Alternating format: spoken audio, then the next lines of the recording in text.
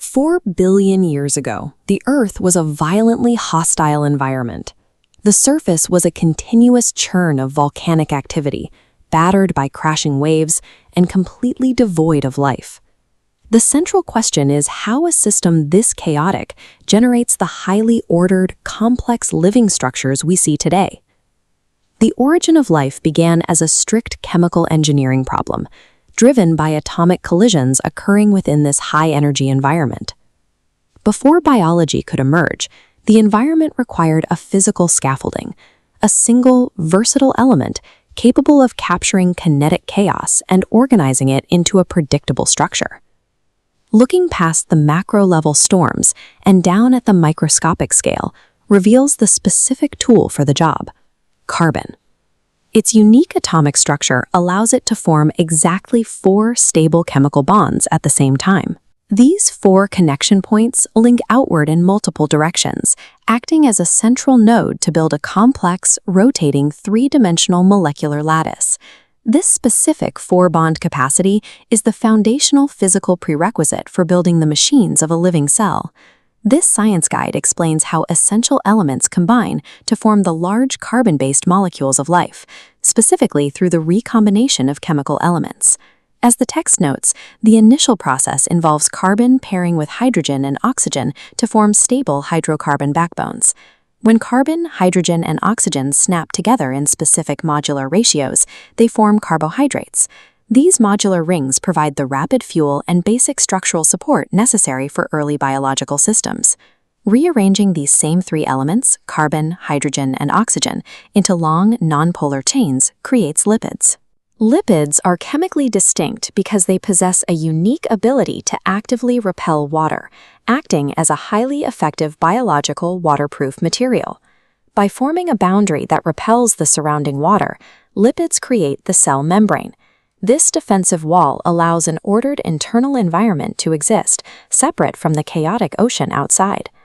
Beyond the membrane and fuel, the biological matrix requires a 4th element: nitrogen. Clicking nitrogen onto the existing hydrocarbon backbone produces amino acids, the building blocks of proteins.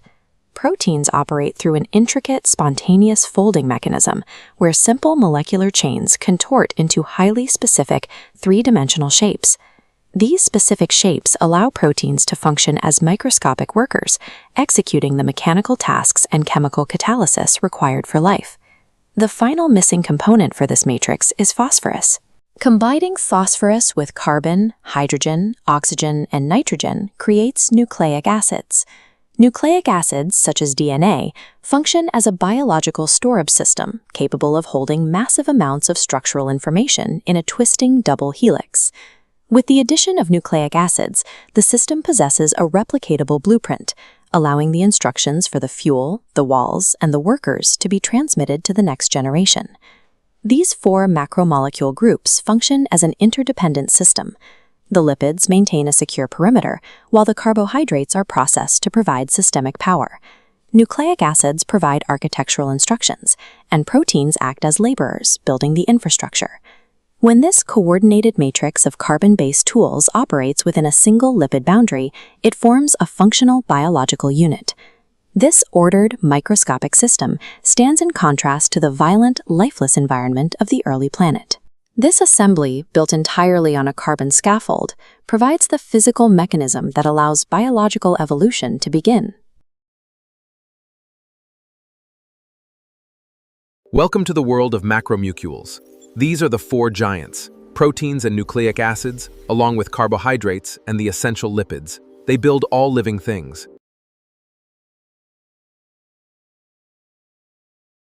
Carbon is the fundamental building block of life. It cycles through our world. It shapes the very foundation of our environment. This is the carbon foundation.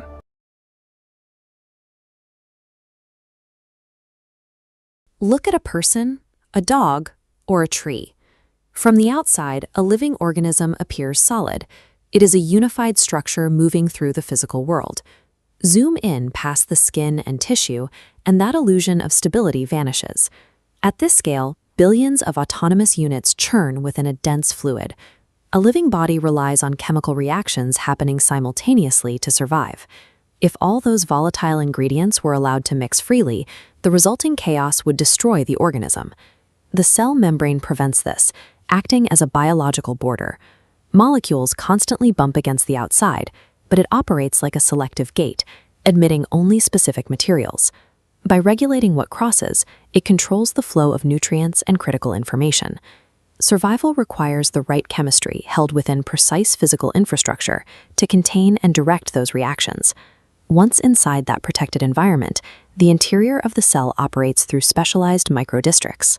At the center is the nucleus. This acts as a hall of records, securing the genetic code required to keep the cell running.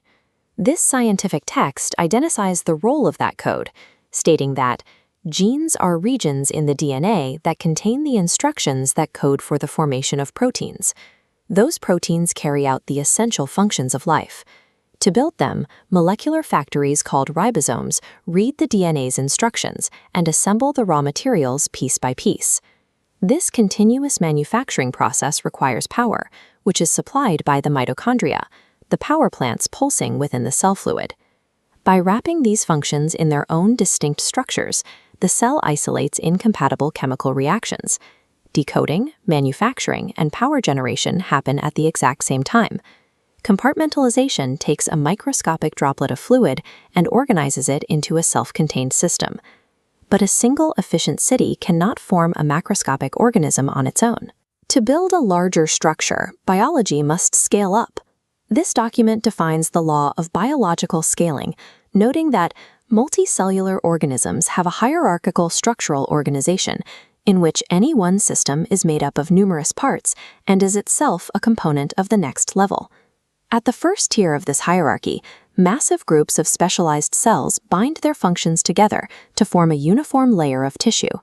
At the second tier, separate sheets of tissue fold and layer together to construct functional organs.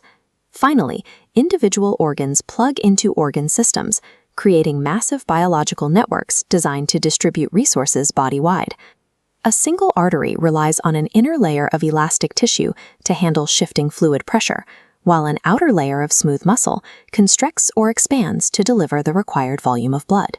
Chemical and electrical signals constantly flash up and down this structural ladder, keeping the infrastructure responsive to internal needs and external changes. Biological complexity emerges from the interdependency of these scaled systems. Pulling all the way back out to the macroscopic level, the outer shell returns.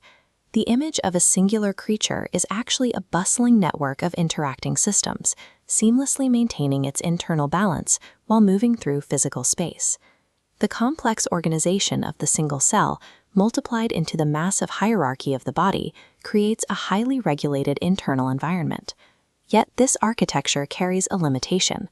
A city, however well constructed, remains a frozen monument without a dynamic flow of power to run its machines. The question remains, how does this massive biological hierarchy actually capture and burn the energy required to stay alive? Structural hierarchy is the vessel. Energy is the animating force. Within this dense field, cells organize. They form complex tissue layers. This is the biological hierarchy, driving all life. Earth floats in the dark void of space as an isolated, finite system. It possesses no internal mechanism to generate new energy from nothing. To maintain biological activity, the planet requires a continuous, massive influx of external power. The sun provides that power, bombarding the planet with endless radiant energy. However, animal physiology cannot process raw radiation. You cannot fuel a beating heart or a firing neuron directly with sunlight. The biosphere faces a strict thermodynamic problem. It must capture highly energetic, volatile solar radiation and translate it into a stable, usable physical fuel before that energy dissipates back into the vacuum. In a fraction of a second, a single photon strikes a leaf, setting off a microscopic chain reaction that powers the world. That microscopic collision converts the cellular structure of the leaf into a biological battery. By trapping light, the plant kingdom serves as the foundational power source for Earth's living engine. Look across a dense forest canopy. This is a planetary-scale solar array. Every leaf is angled to maximize the intake of sunlight. Beneath the surface of the leaf sits the chloroplast. This is the microscopic manufacturing center, where the abstract energy of light is compressed into physical matter. The chloroplast requires 3 raw materials: light waves, carbon dioxide, and water. Inside, the sun's kinetic energy is trapped in the chemical bonds of a new sugar molecule. The plant then ejects leftover oxygen into the atmosphere as a byproduct. Photosynthesis is the sole physical mechanism capable of catching the sun's kinetic energy and locking it inside a stable, storable chemical vault. Storing energy is only the first half of the thermodynamic equation. When a predator lunges for its prey, it requires immediate explosive power. To spend the stored energy, animal cells rely on the mitochondria. If the chloroplast is the battery charger, the mitochondrion is the engine block where combustion occurs. The mitochondrion takes in sugar and oxygen. Oxygen violently shatters the sugar's bonds, releasing trapped energy. The cell captures this energy inside ATP molecules, the biological currency powering movement and growth. Remaining fragments reassemble into carbon dioxide and water exhaust. Cellular respiration is the essential biological combustion that releases this stored energy, fueling every movement, thought, and heartbeat on Earth. Burning millions of fuel molecules every second generates extreme internal friction.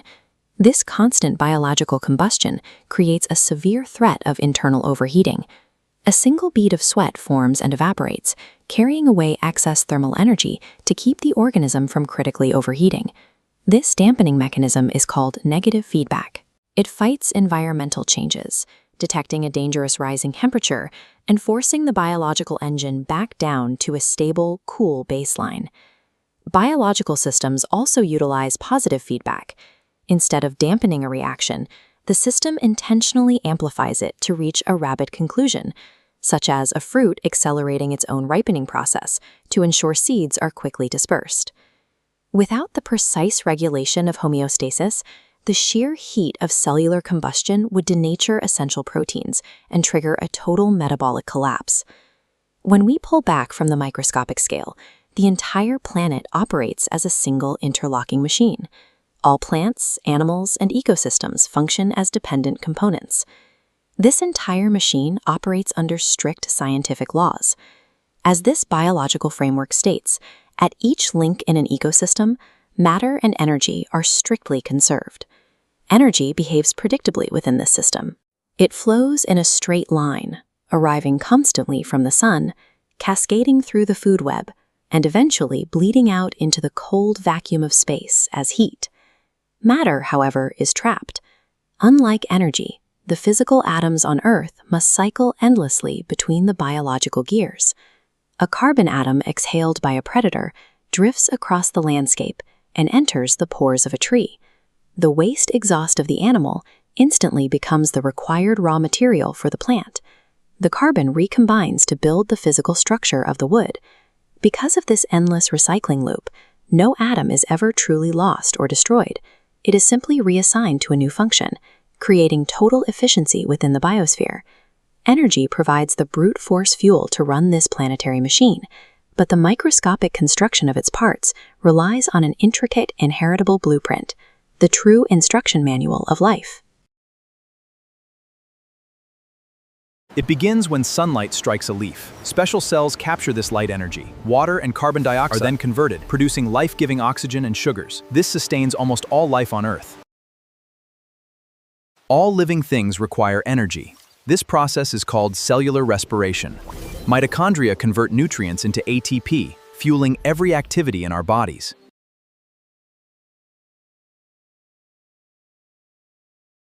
Every human body starts as a single microscopic cell.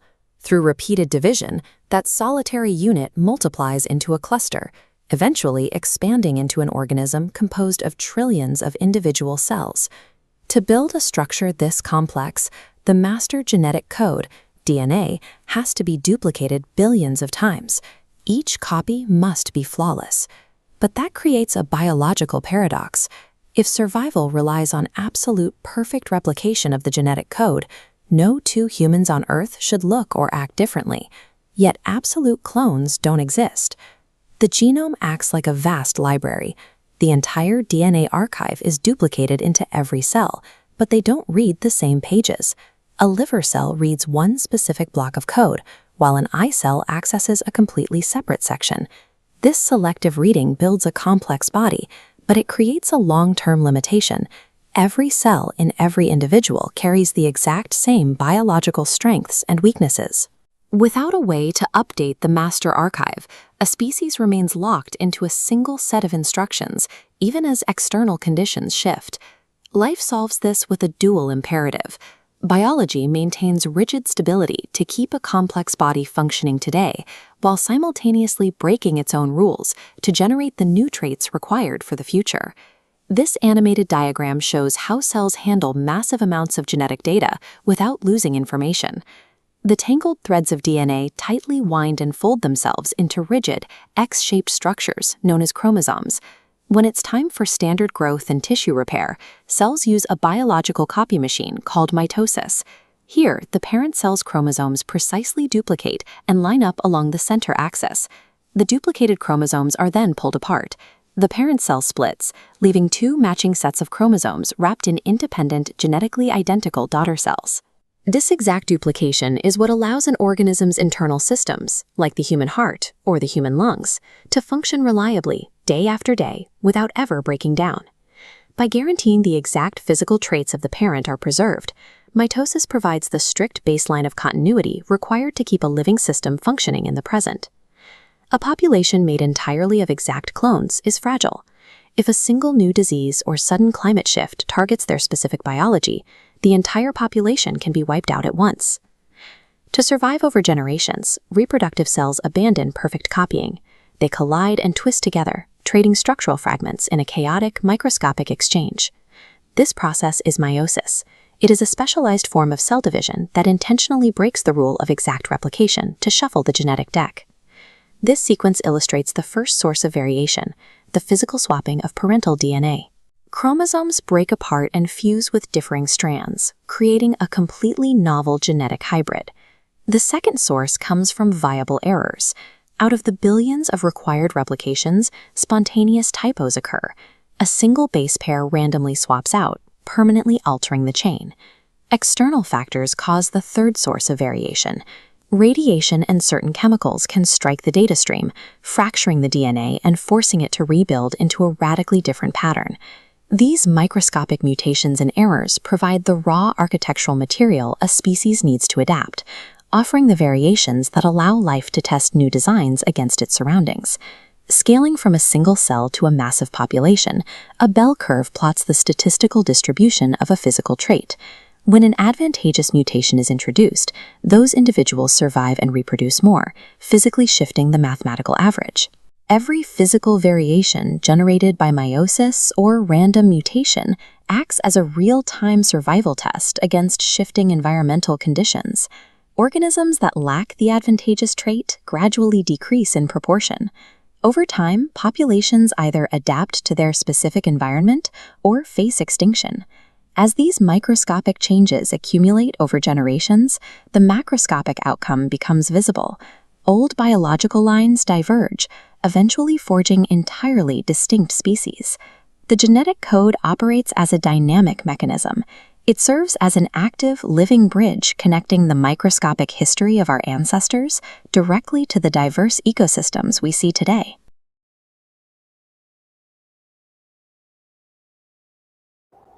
Mitosis creates identical DNA copies. Meiosis generates genetic variety.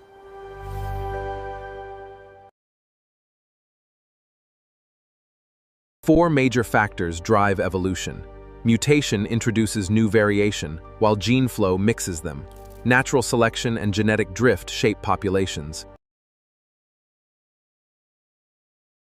Millions of years ago, a single bird species stood on the edge of a massive landmass. Over eons, the ground beneath it begins to blur.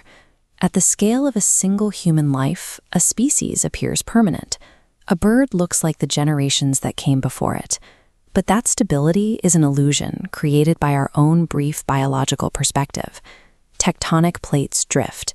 the continent tears apart. Lush, canopy-covered forests dry out and become arid, unforgiving deserts. The dense fruits and insects that supported thousands of generations vanish.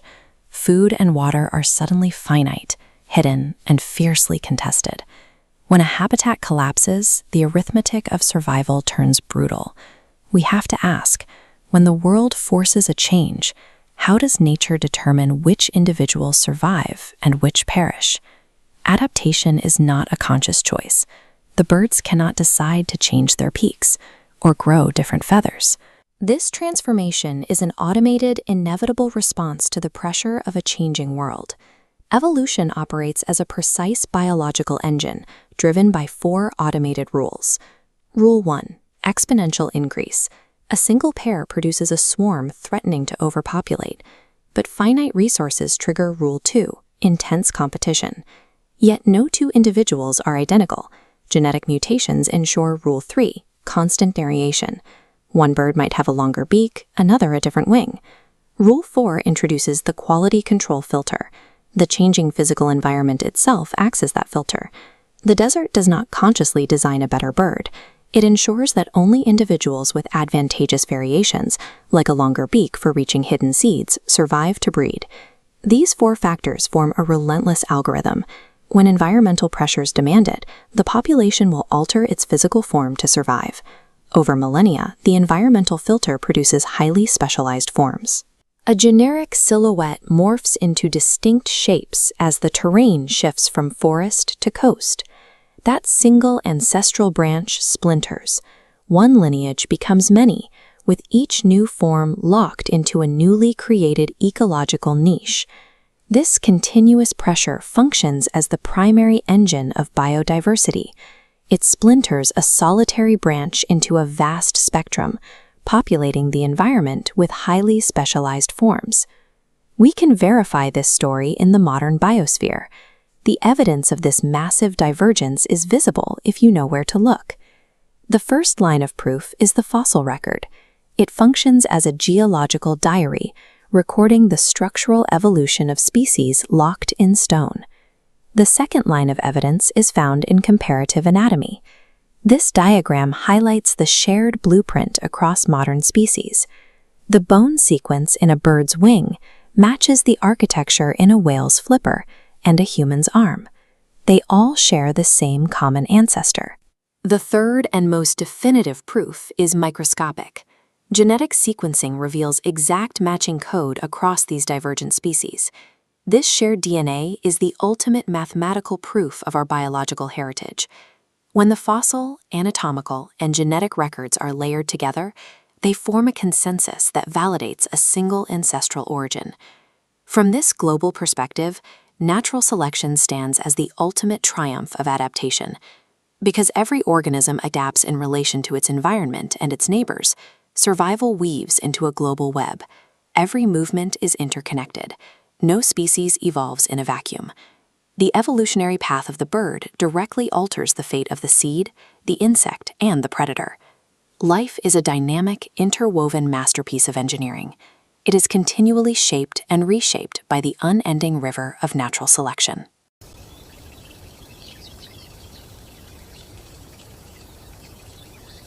An ecosystem is a complex web of life. Every part plays a vital role. Think of it as a finely tuned orchestra. Each species is an instrument. Together, they create the harmony of nature. Consider the African savanna. From a distance, this landscape under a stormy sky appears entirely still, defined by wide-open grasses and a single acacia tree bracing against the wind. Beneath that surface stillness lies an active, continuous exchange. Every organism here is part of an invisible grid, constantly pulling in, transferring, and releasing energy and physical matter to survive. Driven by basic biology, species like this zebra are wired for one primary objective: to reproduce. Left unchecked, populations will multiply, attempting to expand their numbers across the landscape. The physical environment has strict limits. There is only so much water, so much grazing grass, and so much physical territory available to support them. A species is biologically programmed to multiply, while the habitat restricts exactly how many individuals can actually survive. That push and pull forms the basic mechanics of every ecosystem on Earth. This graph illustrates that mathematical boundary. As a population surges upward, it eventually hits a ceiling. Ecologists call this the carrying capacity, the absolute maximum number of living organisms a specific environment can physically sustain. The curve doesn't stay perfectly flat. When the population temporarily overshoots the line, resources become scarce and disease spreads more easily. These environmental pressures force the population numbers back down, keeping them hovering near that boundary. Predators play a highly effective role in enforcing this limit. By actively hunting, they naturally thin out herds of prey animals, preventing those populations from devouring the available plant life entirely. It is a continuous negotiation. Every organism is competing for a fraction of those finite resources, keeping the entire biological community in a carefully regulated balance. Carrying capacity is a hard physical law of the environment. It dictates exactly how many individuals exist within the network at any given time. Because physical environments are not static, the biological networks within them must adapt. They are constantly shifting and adjusting to external stress. When a modest disturbance hits, like a seasonal drought, the effects ripple outward. Energy and resources are rerouted to compensate for localized stress. This works because of the overlapping nature of the food web. If one specific plant becomes scarce, herbivores can often shift their diets to alternative food sources, effectively bypassing the damaged section of the network. This is the essence of ecological resilience. The system absorbs the initial blow, flexes under the pressure, and gradually returns to its original stable state. A healthy ecosystem functions through this inherent elasticity, utilizing its network structure to absorb external shocks and repair itself. However, human activity introduces stressors that operate entirely outside of these evolutionary mechanisms. When central nodes are rapidly deleted by habitat destruction or invasive species, cascading failures across the network are immediate. These disruptions happen too quickly and on too large a scale. Species lack the time to adapt or shift their dependencies. Critical connections are severed. Populations rapidly decline, causing a steep drop in biodiversity. When too many central pillars are removed at once, the system loses its elasticity. It cannot bounce back. Instead of returning to its baseline, the environment settles into a degraded state, capable of supporting far less life. Human expansion can deplete the mechanisms that allow nature to heal, silencing the resilience of the ecosystem. But humanity also possesses the ability to analyze our own impacts and engineer ways to mitigate systemic failures. This topographic simulation represents one way we do that.